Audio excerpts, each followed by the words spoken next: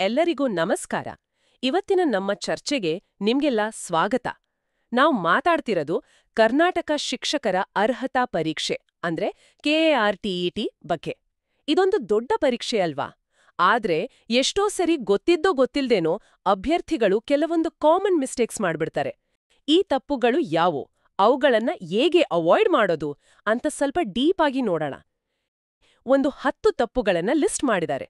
ನಮ್ಮ ಉದ್ದೇಶ ಬರೀ ಆ ಲಿಸ್ಟ್ ಓದೋದಲ್ಲ, ಆಕ್ಚುಲಿ ಆ ತಪ್ಪುಗಳ ಹಿಂದೆ ಇರೋ ಕಾರಣ ಏನು, ಅದರಿಂದ ಏನ್ ಕಲಿಬೋದು, ನಮ್ಮ ಪ್ರಿಪರೇಷನ್ ಸ್ಟ್ರಾಟಜಿಯನ್ನ ಹೇಗೆ ಇಂಪ್ರೂವ್ ಮಾಡ್ಕೋಬೋದು, ಇದನ್ನೆಲ್ಲ ನೋಡೋಣ. ಸರಿ, ಹಾಗಾದ್ರೆ ಶುರು ಮಾಡೋಣವಾ? ಖಂಡಿತವಾಗಿ. ನೋಡಿ, ಕಾರ್ಟೆಟ್ ತರದ ಪರೀಕ್ಷೆಗಳಲ್ಲಿ ಬರೀ ಸಬ್ಜೆಕ್ಟ್ ನಾಲೆಜ್ ಇದ್ರೆ ಸಾಲ್ದು. ಎಷ್ಟೇ ಓದಿದ್ರೂ ಕೆಲವೊಂದು ಸಣ್ಣ ತಪ್ಪುಗಳು ನಿಮ್ಮ ಸ್ಕೋರ್ ಕಡಿಮೆ ಮಾಡಿಬಿಡುತ್ತೆ. ಈ ಗೈಡ್ಲೈನಲ್ಲಿ ಹೇಳಿರೋ ತಪ್ಪುಗಳೇನಿದೆಯಲ್ಲ, ಅವು ಸಾವಿರಾರು ಜನರ ಅನುಭವದ ಸಾರಾಂಶ ಇರಬಹುದು. ಇವುಗಳನ್ನ ತಿಳ್ಕೊಂಡು ಸರಿಪಡಿಸ್ಕೊಳ್ಳೋದು ಅಂದ್ರೆ ನೀವು ಪಟ್ಟ ಶ್ರಮಕ್ಕೆ ತಕ್ಕ ಫಲ ಸಿಗೋ ಹಾಗೆ ಮಾಡುತ್ತೆ. ಈ ಮಾರ್ಗದರ್ಶನದಲ್ಲಿ 10 ತಪ್ಪುಗಳನ್ನ ಒಂದೊಂದಾಗಿ ಬಿಡಿಸಿ ಹೇಳಿದ್ದಾರೆ. ಇವುಗಳನ್ನ ಅರ್ಥ ಮಾಡ್ಕೊಳ್ಳೋದೇ ಯಶಸ್ಸಿನ ಕಡೆಗೆ ಮೊದಲ ಹೆಜ್ಜೆ ಅಂತ ಹೇಳ್ಬೋದು. ಯಾಕಂದ್ರೆ ಸಮಸ್ಯೆ ಏನು ಅಂತ ಗೊತ್ತಾದರೆ ತಾನೇ ಸರಿ ಮಾಡಕ್ಕಾಗೋದು. ಹೌದು, ನೀವ್ ಹೇಳಿದ್ದು ಕರೆಕ್ಟ್. ಹಾಗಾದ್ರೆ ಮೊದಲನೇ ತಪ್ಪು ಯಾವುದು ಅಂತ ನೋಡೋಣ. ಅದು ಪಠ್ಯಕ್ರಮವನ್ನ ಅಂದ್ರೆ ಸಿಲೆಬಸ್ ಅನ್ನ ಇಗ್ನೋರ್ ಮಾಡೋದು. ಕೇಳೋಕೆ ಸಿಂಪಲ್ ಅನ್ಸಿದ್ರು ಇದು ತುಂಬಾ ಜನ ಮಾಡೋ ತಪ್ಪಂತೆ. ಅಫಿಷಿಯಲ್ ಸಿಲೆಬಸ್ ನೋಡೋದೇ ಇಲ್ಲ, ಡೈರೆಕ್ಟ್ ಆಗಿ ಹಳೆ ಕ್ವೆಶ್ಚನ್ ಪೇಪರ್ಸ್ ತಗೋತಾರೆ, ಶುರು ಮಾಡ್ತಾರೆ. ಅಥವಾ ಯಾವುದೋ ಬುಕ್ ಇಟ್ಕೊಂಡು ಕೂತ್ಕೋತಾರೆ. ಆಶ್ಚರ್ಯ ಆಗುತ್ತಲ್ವಾ? ಒಂದು ತಪ್ಪು ಕಲ್ಪನೆ ಇರ್ಬೋದು. ಆದ್ರೆ ಗೈಡ್ಲೈನ್ ಏನ್ ಹೇಳುತ್ತೆ ಅಂದ್ರೆ ಇದಕ್ಕೆ ಸೊಲ್ಯೂಷನ್ ತುಂಬಾ ಸಿಂಪಲ್. ಮೊದಲು KRTET ಅಫಿಷಿಯಲ್ ವೆಬ್ಸೈಟ್ಗೆ ಹೋಗಿ ಲೇಟೆಸ್ಟ್ ಅಪ್ಡೇಟೆಡ್ ಸಿಲೆಬಸ್ ಡೌನ್ಲೋಡ್ ಮಾಡ್ಕೋಬೇಕು. ಅದನ್ನ ಬರೀ ನೋಡೋದಲ್ಲ, ಪೂರ್ತಿಯಾಗಿ ಓದಿ ಪ್ರತಿಯೊಂದು ಪಾಯಿಂಟ್ ಅರ್ಥ ಮಾಡ್ಕೋಬೇಕು. ಇಲ್ಲಿ ಗಮನಿಸಬೇಕಾದ ಮುಖ್ಯಾಂಶ ಏನಂದ್ರೆ, ಸಿಲೆಬಸ್ ಅನ್ನೋದು ನಿಮ್ಮ ಪ್ರಿಪರೇಷನ್ಗೆ ದಿಕ್ಸೂಚಿ ಇದ್ದಾಗೆ. ಅದಿಲ್ದೇ ಓದೋದು ಅಂದ್ರೆ ಅಡ್ರೆಸ್ ಗೊತ್ತಿಲ್ಲದೆ ಎಲ್ಲೋ ಹೊರಟಾಗೆ, ದಾರಿ ತಪ್ಪಿದ ಹಾಗೆ. ಹೌದು, ದಾರಿ ತಪ್ಪಿದ ಹಾಗೆ. ಪರೀಕ್ಷೆಯ ಪ್ರತಿಯೊಂದು ಪ್ರಶ್ನೆಯೂ ಆ ಸಿಲೆಬಸ್ ಒಳಗಡೆಯೇ ಬರುತ್ತೆ. ಸೊ ಏನ್ ಓದಬೇಕು, ಎಷ್ಟು ಓದಬೇಕು ಅನ್ನೋದಕ್ಕೆ ಅದೇ ಬೇಸ್. ದಿಕ್ಸೂಚಿ ಇಲ್ಲದ ಪ್ರಯಾಣ, ಒಳ್ಳೆ ಹೋಲಿಕೆ. ಸರಿ, ಸಿಲೆಬಸ್ ಆಯ್ತು. ಈಗ ಎರಡನೇ ತಪ್ಪು, ಮಕ್ಕಳ ವಿಕಾಸ ಮತ್ತು ಬೋಧನಾಶಾಸ್ತ್ರ ಅಂದ್ರೆ CDP. ಇದಕ್ಕೆ ಸಾಕಷ್ಟು ಪ್ರಾಕ್ಟೀಸ್ ಮಾಡದೇ ಇರೋದು. ಇದು ಜಾಸ್ತಿ ಸ್ಕೋರ್ ಮಾಡಕ್ಕೆ ಚಾನ್ಸ್ ಇರೋ ವಿಭಾಗ ಅಲ್ವಾ? ಆದ್ರೆ ಇದು ಬರೀ ನೆನಪಿಟ್ಕೊಳ್ಳೋ ವಿಷಯ ಅಲ್ಲ, ಕಾನ್ಸೆಪ್ಟ್ ಅರ್ಥ ಮಾಡ್ಕೋಬೇಕು. ಆದ್ರೂ ಕೆಲವರು ಇದನ್ನ ಲೈಟ್ ಆಗಿ ತಗೊಂಡು ಲಾಸ್ಟಿಗೆ ಇಟ್ಕೋತಾರಂತೆ. ಹೌದು, CDPಯನ್ನ ನೆಗ್ಲೆಕ್ಟ್ ಮಾಡೋದು ತುಂಬಾ ಕಾಮನ್. ಯಾಕಂದ್ರೆ ನೋಡೋಕೆ ಬರೀ ಥಿಯೋರಿ ತರ ಕಾಣಿಸುತ್ತೆ. ಆದ್ರೆ ಇದು ಟೀಚರ್ ಆಗೋರಿಗೆ ಇರಬೇಕಾದ ಬೇಸಿಕ್ ಅಂಡರ್ಸ್ಟ್ಯಾಂಡಿಂಗ್ ಅನ್ನ ಟೆಸ್ಟ್ ಮಾಡುತ್ತೆ. ಇದರಲ್ಲಿ ಒಳ್ಳೆ ಸ್ಕೋರ್ ಮಾಡೋಕೆ ಗೈಡ್ಲೈನ್ ಹೇಳೋ ಹಾಗೆ ಪ್ರತಿದಿನ ಕನಿಷ್ಠ ಒಂದು 10 ರಿಂದ 15 MCQಗಳನ್ನ ಪ್ರಾಕ್ಟೀಸ್ ಮಾಡಲೇಬೇಕು. ಬರೀ ಕ್ವೆಶ್ಚನ್ ಆನ್ಸರ್ ಅಲ್ಲ. ಪಿಯಾಜೆ, ವೈಗಾಟ್ಸ್ಕಿ, ಕೋಲ್ಬರ್ಗ್ ಇವರ ಥಿಯರಿಗಳ ಹಿಂದಿನ ಲಾಜಿಕ್, ಅವುಗಳನ್ನ ಕ್ಲಾಸ್ ರೂಮಲ್ಲಿ ಹೇಗೆ ಅಪ್ಲೈ ಮಾಡೋದು, ಇದನ್ನೆಲ್ಲ ಡೀಪ್ ಆಗಿ ಅರ್ಥ ಮಾಡ್ಕೋಬೇಕು. ಇದನ್ನ ದೊಡ್ಡ ಚಿತ್ರಣಕ್ಕೆ ಕನೆಕ್ಟ್ ಮಾಡಿದ್ರೆ ನೋಡಿ, TET ಪರೀಕ್ಷೆಯ ಉದ್ದೇಶವೇ ಟೀಚಿಂಗ್ ಸ್ಕಿಲ್ ಅಳಿಯೋದು. CDP ಅದರ ಹಾರ್ಟ್ ಇದ್ದ ಹಾಗೆ. ಸೊ ದಿನ ಪ್ರಾಕ್ಟೀಸ್ ಮಾಡಿದ್ರೆ ಮಾತ್ರ ಕಾನ್ಸೆಪ್ಟ್ ಮೇಲೆ ಹಿಡಿತ ಸಿಗುತ್ತೆ. ಇಲ್ಲ ಅಂದ್ರೆ ಕನ್ಫ್ಯೂಸ್ ಆಗತ್ತೆ ಕೊನೆಗೆ. ಹೌದು, ಲಾಸ್ಟ್ ಮಿನಿಟಲ್ಲಿ ಓದಿದ್ರೆ ಕನ್ಫ್ಯೂಷನ್ ಗ್ಯಾರಂಟಿ. ಸರಿ, ಹಾಗಾದ್ರೆ CDPಗೆ ನಿರಂತರ ಗಮನ ಬೇಕು. ಇದು ನಮ್ಮನ್ನ ಮೂರನೇ ತಪ್ಪಿಗೆ ತಗೊಂಡು ಹೋಗತ್ತೆ.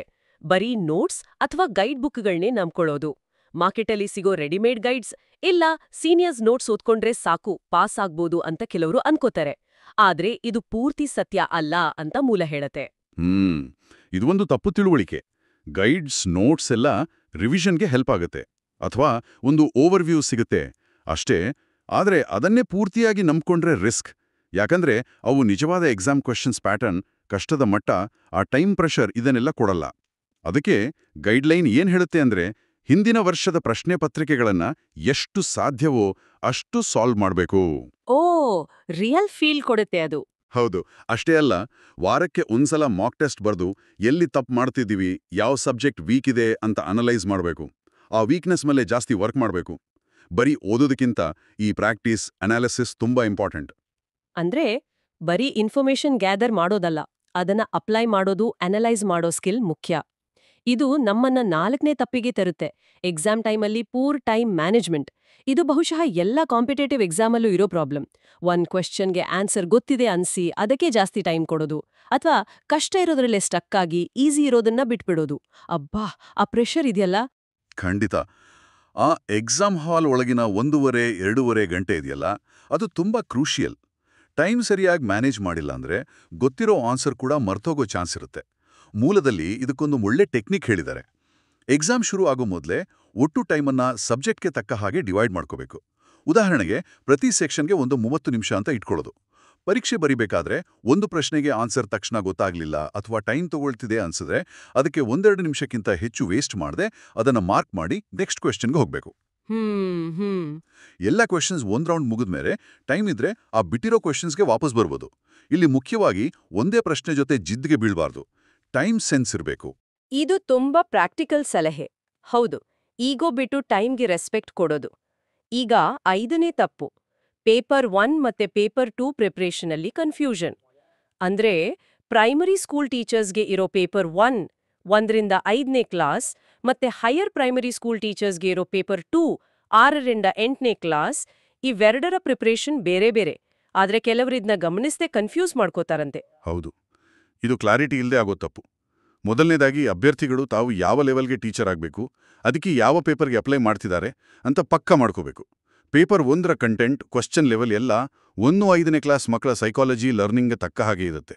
ಆದರೆ ಪೇಪರ್ 2 ಸ್ವಲ್ಪ ಕಷ್ಟ ಇರುತ್ತೆ, 6-8ನೇ ಕ್ಲಾಸ್ ಲೆವೆಲ್ಗಿರುತ್ತೆ. ಅದರಲ್ಲೂ ಪೇಪರ್ 2ಅಲ್ಲಿ ಮ್ಯಾಥ್ಸ್ ಸೈನ್ಸ್ ಟೀಚರ್ಸ್ಗೆ ಬೇರೆ, ಸೋಷಿಯಲ್ ಸೈನ್ಸ್ ಟೀಚರ್ಸ್ಗೆ ಬೇರೆ ಸೆಕ್ಷನ್ಸ್ ಇರುತ್ತೆ. ಓ ಹೌದಲ್ವಾ? ಸೊ ತಾವು ಯಾವ ಪೇಪರ್ ತಗೋತಿದ್ದಾರೋ ಅದರದ್ದೇ ಸ್ಪೆಸಿಫಿಕ್ ಸಿಲೆಬಸ್, ಪ್ಯಾಟರ್ನ್ ಫಾಲೋ ಮಾಡಬೇಕು. ಎರಡೂ ಒಂದೇ ಅಂದ್ಕೊಂಡ್ರೆ ಬೇಡ್ದಿರೋದನ್ನ ಓದಿ ಟೈಮ್ ವೇಸ್ಟ್ ಆಗುತ್ತೆ, ಇಲ್ಲ ಬೇಕಾಗಿರೋದನ್ನ ಮಿಸ್ ಮಾಡ್ಕೋತಾರೆ. ಸರಿ, ಕ್ಲಾರಿಟಿ ತುಂಬಾ ಮುಖ್ಯ ಅನ್ನೋದು ಗೊತ್ತಾಯ್ತು. 6ನೇ ತಪ್ಪು, OMR ಶೀಟಲ್ಲಿ ಪ್ರಾಕ್ಟೀಸ್ ಮಾಡದೇ ಇರೋದು. ಈಗಂತೂ ಉತ್ತರಗಳನ್ನ OMR ಶೀಟಲ್ಲಿ ಬಬಲ್ ಮಾಡಿ ಗುರ್ತು ಮಾಡ್ಬೇಕಲ್ವಾ? ಆದ್ರೆ ಎಷ್ಟೋ ಜನ ಫಸ್ಟ್ ಟೈಮ್ ಡೈರೆಕ್ಟಾಗಿ ಎಕ್ಸಾಮ್ ಹಾಲ್ನಲ್ಲೇ OMR ಶೀಟ್ ನೋಡ್ತಾರಂತೆ.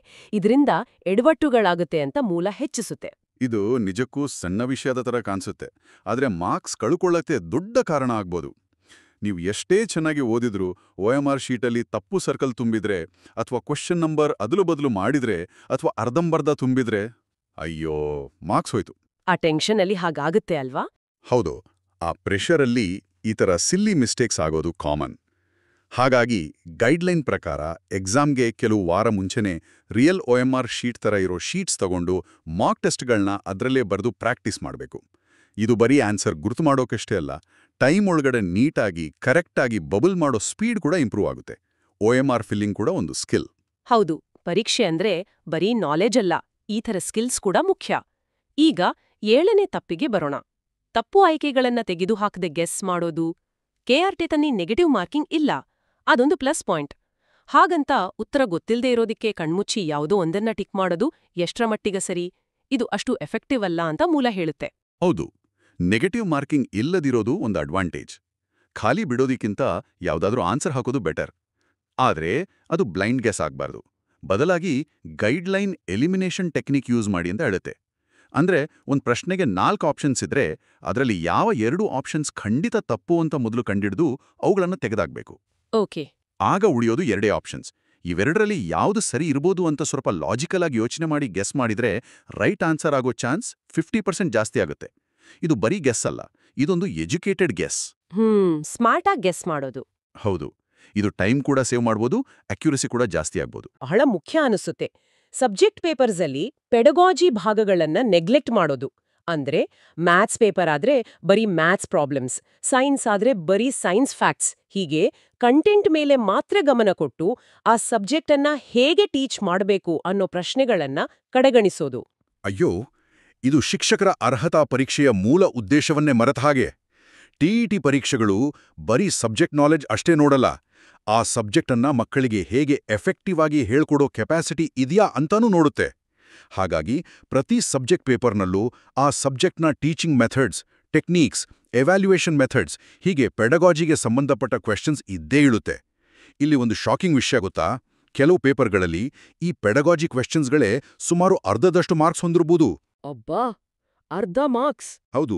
ಹಾಗಾಗಿ ಏನು ಟೀಚ್ ಮಾಡಬೇಕು ಕಂಟೆಂಟ್ ಅನ್ನೋದು ಎಷ್ಟು ಮುಖ್ಯವೋ, ಹೇಗೆ ಟೀಚ್ ಮಾಡಬೇಕು ಪೆಡಗಾಗಿ ಅನ್ನೋದು ಅಷ್ಟೇ, ಇಲ್ಲ ಅದಕ್ಕಿಂತ ಹೆಚ್ಚು ಮುಖ್ಯ ಆಗ್ಬೋದು. ಇದನ್ನ ನಿರ್ಲಕ್ಷಿಸಿದ್ರೆ ದೊಡ್ಡ ಅಂಕಗಳನ್ನ ಕಳ್ಕೋಬೇಕಾಗತ್ತೆ. ಇದು ನಿಜಕ್ಕೂ ಗಮನಿಸಬೇಕಾದ ಅಂಶ. ಕಂಟೆಂಟ್ ಜೊತೆ ಪೆಡಗಾಗಿಗೂ ಇಂಪಾರ್ಟೆನ್ಸ್ ಕೊಡ್ಬೇಕು. ಈಗ 9ನೇ ತಪ್ಪು, ರೆಗ್ಯುಲರ್ ಆಗಿ ರಿವಿಷನ್ ಮಾಡದೇ ಇರೋದು. ಇದು ಬಹುಶಃ ಎಲ್ಲ ಸ್ಟೂಡೆಂಟ್ ಲೈಫ್ನ ಕಾಮನ್ ಪ್ರಾಬ್ಲಮ್. ಓದಿದ್ದೆಲ್ಲ ಎಕ್ಸಾಮ್ ಹತ್ರ ಬಂದಾಗ ಮರ್ತು ಹೋದ ಹಾಗೆ ಆಗೋದು. ಹೌದು ಹೌದು, ನಮ್ಮ ಮೆದುಳು ಹಾಗೆ ಕೆಲಸ ಮಾಡುತ್ತೆ. ಒಂದ್ಸಲ ಓದಿದ್ರೆ ಕೇಳಿದ್ರೆ ತಕ್ಷಣಕ್ಕೆ ನೆನಪಿರುತ್ತೆ, ಆದ್ರೆ ಟೈಮ್ ಆದ ಹಾಗೆ ಮಸುಕಾಗುತ್ತೆ. ಇದನ್ನ ತಡೆಯಕ್ಕೆ ಇರೋ ಒಂದೇ ದಾರಿ ಅಂದ್ರೆ ರೆಗ್ಯುಲರ್ ರಿವಿಷನ್. ಲರ್ನಿಂಗ್ ಅನ್ನೋದು ಕಂಟಿನ್ಯೂಸ್ ಪ್ರಾಸೆಸ್. ಓದೋದು ಫಸ್ಟ್ ಪಾರ್ಟ್ ಆದ್ರೆ ರಿವಿಷನ್ ಅದನ್ನ ಸ್ಟ್ರಾಂಗ್ ಮಾಡುತ್ತೆ. ಗೈಡ್ಲೈನ್ ಒಂದು ಸಿಂಪಲ್ ಆದ್ರೂ ಎಫೆಕ್ಟಿವ್ ಆದ 3 ಸ್ಟೆಪ್ ರಿವಿಷನ್ ಫಾರ್ಮುಲಾ ಹೇಳುತ್ತೆ. ಒಂದು, ಡೈಲಿ ರಿವಿಷನ್, ಅವತ್ತು ಓದಿದ್ದನ್ನ ರಾತ್ರಿ ಮಲ್ಗೋ ಮುಂಚೆ ಒಂದ್ಸಲ ನೋಡೋದು. 2, ವೀಕ್ಲಿ ರಿವಿಷನ್, ಆ ವಾರ ಪೂರ್ತಿ ಓದಿದ್ದನ್ನ ವೀಕೆಂಡಲ್ಲಿ ಒಂದ್ಸಲ ರಿವೈಸ್ ಮಾಡೋದು. 3, ಫೈನಲ್ ರಿವಿಷನ್, ಎಕ್ಸಾಮ್ಗೆ ಕೆಲವು ದಿನ ಮುಂಚೆ ಇಡೀ ಸಿಲೆಬಸ್ ಅನ್ನ ಇನ್ನೊಂದ್ಸಲ ನೋಡೋದು. ಇದಕ್ಕೆ ಹೆಲ್ಪ್ ಆಗೋ ಹಾಗೆ ಓದ್ಬೇಕಾದ್ರೇನೆ ಶಾರ್ಟ್ ನೋಟ್ಸ್ ಅಥವಾ ಫ್ಲಾಶ್ ಕಾರ್ಡ್ಸ್ ಮಾಡ್ಕೊಂಡ್ರೆ ತುಂಬಾ ಯೂಸ್ ಆಗುತ್ತೆ. ಓಹ್, ಕಲಿತದ್ದನ್ನ ಉಳಿಸ್ಕೊಳ್ಳೋಕೆ ಇಷ್ಟು ಡಿಸಿಪ್ಲಿನ್ ಬೇಕು. ಇದು ನಮ್ಮನ್ನ ಕೊನೆ ಅಂದ್ರೆ 10ನೇ ತಪ್ಪಿಗೆ ತರುತ್ತೆ. ಲಾಸ್ಟ್ ಮಿನಿಟ್ ಪ್ಯಾನಿಕ್ ಅಥವಾ ನಿದ್ದೆ ಇಲ್ದಿರೋದು, ಎಕ್ಸಾಮ್ ಹಿಂದಿನ ದಿನ ರಾತ್ರಿಯೆಲ್ಲ ನಿದ್ದೆಗೆಟ್ಟೋದೋದು, ಅಥವಾ ಎಕ್ಸಾಮ್ ಬಗ್ಗೆ ಭಯ, ಟೆನ್ಷನ್ ಮಾಡ್ಕೊಳ್ಳೋದು. ಇದರಿಂದ ಎಕ್ಸಾಮ್ ದಿನದ ಪರ್ಫಾರ್ಮೆನ್ಸ್ ಹಾಳಾಗಬಹುದು ಅಲ್ವಾ? ಖಂಡಿತವಾಗಿಯೂ. ನೀವು ವರ್ಷ ಪೂರ್ತಿ ಕಷ್ಟಪಟ್ಟಿರೋದಕ್ಕೆ ಫಲ ಸಿಗ್ಬೇಕು ಅಂದ್ರೆ ಎಕ್ಸಾಮ್ ದಿನ ನಿಮ್ಮ ಮೈಂಡ್ ಮತ್ತೆ ಬಾಡಿ ಎರಡೂ ಫ್ರೆಶ್ ಆಗಿರಬೇಕು. ರಾತ್ರಿಯೆಲ್ಲ ಎಚ್ಚರ ಇದ್ರೆ ಬ್ರೈನ್ ಸುಸ್ತಾಗಿರುತ್ತೆ, ಕಾನ್ಸಂಟ್ರೇಟ್ ಮಾಡೋಕ್ಕಾಗಲ್ಲ, ಸಿಲ್ಲಿ ಮಿಸ್ಟೇಕ್ಸ್ ಜಾಸ್ತಿ ಆಗುತ್ತೆ. ಅದೇ ರೀತಿ ಜಾಸ್ತಿ ಟೆನ್ಷನ್ ಮಾಡ್ಕೊಂಡ್ರೆ ನೆನಪಿರೋದು ಕೂಡ ಮರ್ತು ಹೋಗ್ಬೋದು. ಹಾಗಾಗಿ ಗೈಡ್ಲೈನ್ ಕೊಡೋ ಸಲಹೆ ತುಂಬಾ ಮುಖ್ಯ. ಎಕ್ಸಾಮ್ ಹಿಂದಿನ ದಿನ ಚೆನ್ನಾಗಿ ನಿದ್ದೆ ಮಾಡಿ, ರಾತ್ರಿ ಹೊಸದಾಗಿ ಏನು ಓದಕ್ಕೆ ಹೋಗ್ಬೇಡಿ, ಲೈಟಾಗಿ ಊಟ ಮಾಡಿ. ಎಕ್ಸಾಮ್ ಸೆಂಟರ್ಗೆ ಸ್ವಲ್ಪ ಬೇಗ ಹೋಗಿ, ಅಲ್ಲಿನ ವಾತಾವರಣಕ್ಕೆ ಅಡ್ಜಸ್ಟ್ ಆಗಿ. ಎಕ್ಸಾಮ್ ಬರಿಬೇಕಾದ್ರೆ ಡೀಪ್ ಬ್ರೀತ್ ಮಾಡಿ, ಕಾಮ್ ಆಗಿರಿ. ನೆನ್ಪಿಡಿ, ನಿಮ್ಮ ನಾಲೆಜ್ ಎಷ್ಟು ಮುಖ್ಯವೋ ನಿಮ್ಮ ಕಾನ್ಫಿಡೆನ್ಸ್ ಮತ್ತೆ ಆ ಕ್ಷಣದ ನಿಮ್ಮ ಮೆಂಟಲ್ ಸ್ಟೇಟ್ ಕೂಡ ಅಷ್ಟೇ ಮುಖ್ಯ ನಿಮ್ಮ ಸಕ್ಸಸ್ಗೆ. ಅದ್ಭುತವಾದ ಮಾತು. ಹೌದು, ಪರೀಕ್ಷೆ ಅಂದ್ರೆ ಬರೀ ನಾಲೆಜ್ ಟೆಸ್ಟ್ ಅಲ್ಲ, ನಮ್ಮ patience, time sense, mental strength ಎಲ್ಲದರೂ ಟೆಸ್ಟ್. ಈ 10 ತಪ್ಪುಗಳ ಜೊತೆಗೆ ಮೂಲದಲ್ಲಿ ಒಂದು ಬೋನಸ್ ಸ್ಟೆಪ್ ಕೂಡ ಇದೆ. ಅದು ನಮ್ಮ ಪ್ರಿಪ್ರೇಷನ್ ಅನ್ನ ಬೇರೆಯವ್ರ ಜೊತೆ ಕಂಪೇರ್ ಮಾಡ್ಕೋಬಾರ್ದು ಅಂತ. ಪ್ರತಿಯೊಬ್ಬರ ಲರ್ನಿಂಗ್ ಸ್ಪೀಡ್, ಸ್ಟೈಲ್ ಬೇರೆ ಇರುತ್ತೆ. ಸೊ ಬೇರೆಯವ್ರು ಎಷ್ಟು ಓದಿದ್ರು, ಹೇಗೆ ಓದಿದ್ರು ಅಂತ ಯೋಚನೆ ಮಾಡೋ ಬದಲು ನಮ್ಮ ಪ್ರೋಗ್ರೆಸ್ ಮೇಲೆ ನಾವು ಗಮನ ಕೊಡಬೇಕು. ಕನ್ಸಿಸ್ಟೆನ್ಸಿ ತುಂಬಾ ಮುಖ್ಯ. ಹಾಗಾದ್ರೆ ಈ ಎಲ್ಲ ಚರ್ಚೆಯಿಂದ ನಮಗೇನ್ ಗೊತ್ತಾಗತ್ತೆ?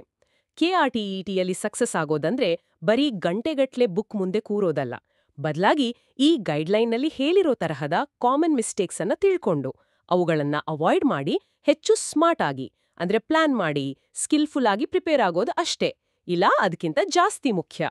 ಸರಿದಾನೆ? ಹಾಗಾದ್ರೆ ಇದೆಲ್ಲದರ ಒಟ್ಟಾರೆ ಅರ್ಥವೇನು? ಖಂಡಿತ. ಇದರ ಒಟ್ಟಾರೆ ಸಾರಾಂಶ ಏನಂದ್ರೆ, ಸಕ್ಸಸ್ಫುಲ್ ಪ್ರಿಪ್ರೇಷನ್ ಅನ್ನೋದು ಬರೀ ನಾಲೆಜ್ ತುಂಬಿಕೊಳ್ಳೋದಲ್ಲ, ಅದೊಂದು ಸ್ಕಿಲ್ ಸೆಟ್ ಅನ್ನ ಬೆಳೆಸ್ಕೊಳ್ಳೋದು. ಸಿಲೆಬಸ್ ಅರ್ಥ ಮಾಡ್ಕೊಳ್ಳೋದ್ರಿಂದ ಹಿಡಿದು time management, OMR sheet use ಮಾಡೋದು, ಲಾಜಿಕಲ್ ಆಗಿ ಗೆಸ್ ಮಾಡೋದು, ರಿವಿಷನ್, ಕೊನೆಗೆ ಮೆಂಟಲ್ ಸ್ಟೇಟ್ ಅನ್ನ ಬ್ಯಾಲೆನ್ಸ್ ಮಾಡ್ಕೊಳ್ಳೋದು, ಇದೆಲ್ಲ ಆ ಸ್ಕಿಲ್ಸ್ನ ಭಾಗ. ಈ ಚರ್ಚೆಯಲ್ಲಿ ನಾವು ನೋಡಿದ 10 ತಪ್ಪುಗಳನ್ನ ಗುರುತಿಸೋದು ಬರೀ ಫಸ್ಟ್ ಸ್ಟೆಪ್. ಇದು ಇಂಪಾರ್ಟೆಂಟ್, ಆದ್ರೆ ಸಾಲ್ದು.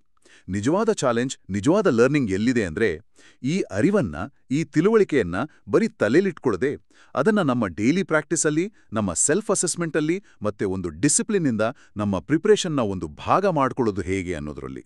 ಇದು ಬರೀ KRTETಗೆ ಅಥವಾ ಬೇರೆ ಯಾವುದೋ ಎಕ್ಸಾಮ್ಗೆ ಮಾತ್ರ ಅಲ್ಲ, ಇದು ಲೈಫ್ ಲಾಂಗ್ ಬೇಕಾಗೋ ಪಾಠ. ನಮ್ಮ ತಪ್ಪುಗಳನ್ನು ಒಪ್ಕೊಂಡು ಅದರಿಂದ ಕಲ್ತು ಆ ಕಲಿಕೆಯನ್ನ ಆಕ್ಷನ್ಗೆ ತಂದು ಯಾವಾಗಲೂ ನಮ್ಮನ್ನ ನಾವು ಇಂಪ್ರೂವ್ ಮಾಡ್ಕೊಳ್ತಾ ಹೋಗೋದೇ ನಿಜವಾದ ಪ್ರೋಗ್ರೆಸ್, ನಿಜವಾದ ಗ್ರೋತ್. ಈ ಪರೀಕ್ಷೆ ತಯಾರಿ ಆ ನಿಟ್ಟಿನಲ್ಲಿ ಒಂದು ಒಳ್ಳೆ ಪ್ರಾಕ್ಟೀಸ್ ಆಗಲಿ.